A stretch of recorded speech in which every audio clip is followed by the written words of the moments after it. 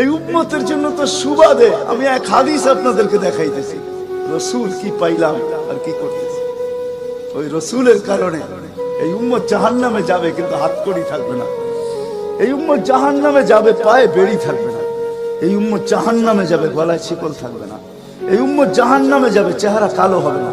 অথচ জাহান্নামীদের চেহারা কালো হবে, এই উম্মতের চেহারা কালো হবে না। একজনের চেহারাও কালো হবে না।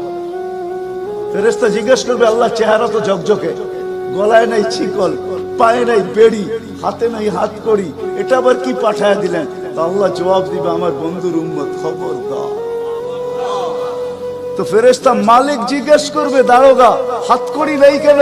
বলছে, যেই হাত উঁচুতে ব্যবহার হয় ওটা হাতে হাতকড়ি লাগে না। যেই পাও মসজিদের দিকে চলে ওই পায়ে বেড়ি লাগে না।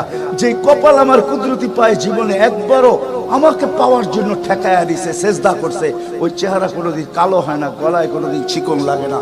3 জায়গায় আগুন লাগাবে না, খবরদার। চেহারায়, হাতে, পায়ে, বাকি শরীরে লাগায়া দাও।